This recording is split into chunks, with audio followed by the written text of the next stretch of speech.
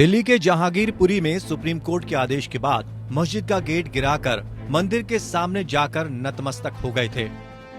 अदालत ने 2 हफ्ते तक अतिक्रमण विरोधी कार्रवाई पर रोक लगा दी थी, लेकिन दिल्ली नगर निगम चुनाव से पहले बीजेपी ने ध्रुवीकरण के लिए बड़ी योजना बनाई है।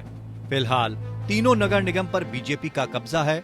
बीजेपी के प्रदेश अध्यक्ष आदेश गुप्ता ने पूर्वी और दक्षिणी नगर निगम के महापौर और आयुक्तों को लिखे पत्र को सोशल मीडिया में शेयर करते हुए सरकारी जमीन पर अतिक्रमण करने वाले असामाजिक तत्वों के खिलाफ बुलडोजर का इस्तेमाल कर सख्त कार्रवाई करने को कहा है।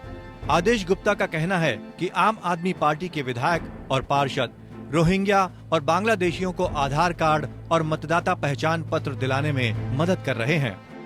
जहांगीरपुरी इलाके में रहने वाले रोहिंग्या बांग्लादेशियों के खिलाफ दिल्ली नगर निगम का जो कार्रवाई हुई और उस कार्रवाई में उन दंगाइयों को, उन अतिक्रमण करने वाले रोहिंग्या बांग्लादेशियों को बचाने के लिए जो आम आदमी पार्टी सक्रिय हुई है, देश के सोकॉल्ड सेकुलर दल सक्रिय हुए हैं, वो देश पूरा देख रहा है। दिलचस्प बात यह है कि हनुमान जयंती के वक्त जहांगीरपुरी में सांप्रदायिक हिंसा के बाद आदेश गुप्ता ने इसी तरह का पत्र उत्तरी दिल्ली नगर निगम के महापौर को लिखा था, जिसके बाद वहां बुलडोजर चलाया गया।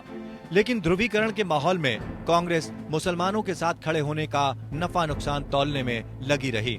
वहीं वामपंथी सीपीएम की नेता वृंदा करात ने मौके पर पहुंचकर बाजी मार ली।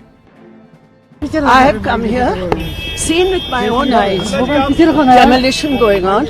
That is why I am here, to ensure the implementation of Supreme Court orders, because my lawyer was one of those who mentioned before the CJI today, and we have got a status quo order.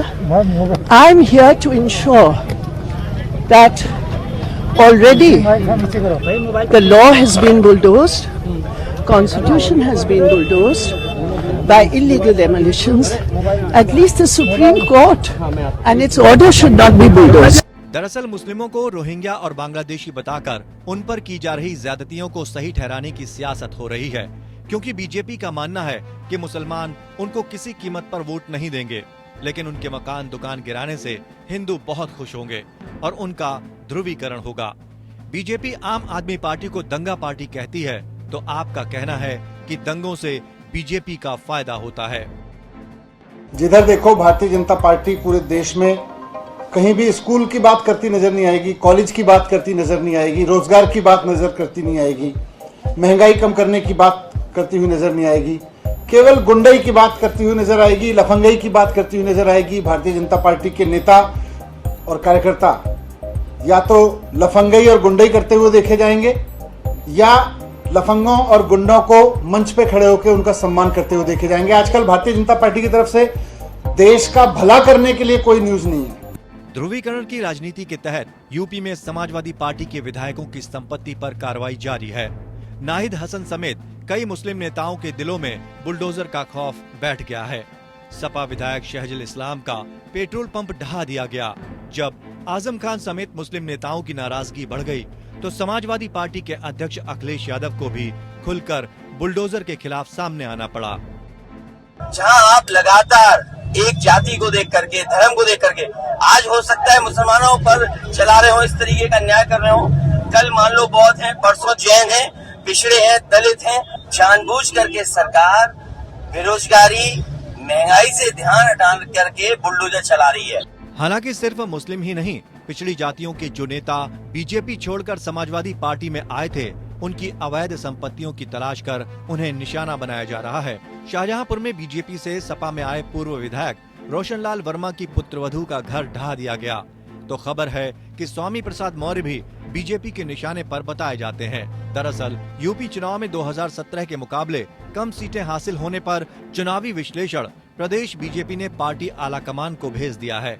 इसमें party इस नतीजे पर पहुंची है कि पिछड़ी जातियों से जुड़े राजनीतिक दलों का वोट बैंक बीजेपी को ट्रांसफर नहीं हुआ। इन पार्टियों में अपना दल और निषाद पार्टी भी शामिल है। वहीं मुस्लिम वोट समाजवादी पार्टी को एक मुश्त मिलने से बीजेपी को नुकसान हुआ है।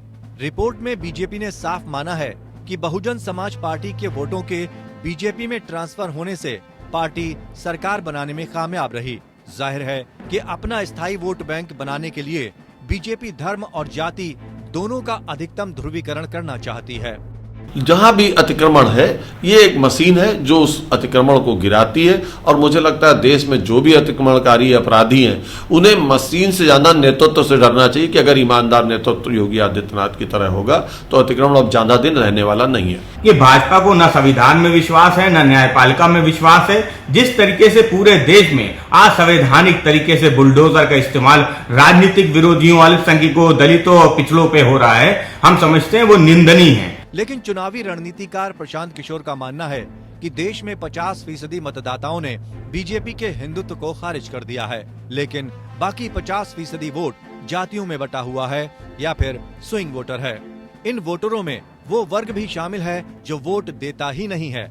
ऐसे में बीजेपी अपने 50% वोट बैंक को मजबूत करने के लिए कोई कोर कसर नहीं छोड़ना चाहती है, जिससे ध्रुवीकरण की राजनीति से देश में स्थायी रूप से बहुसंख्यवाद स्थापित होने का खतरा बढ़ गया है। वहीं सर्वसमावेशी राजनीति की गुंजाइश बिल्कुल खत्म हो चली है। धर्म की राजनीति करने वाले दलों को छोड़कर सभी मध्यम वर्गीय पार्टियों के नेताओं को चंदन त्रिपुंड पोतना पड़ रहा है और मुसलमानों पर हो रहे अत्याचारों पर मुंह सिलना पड़ रहा है।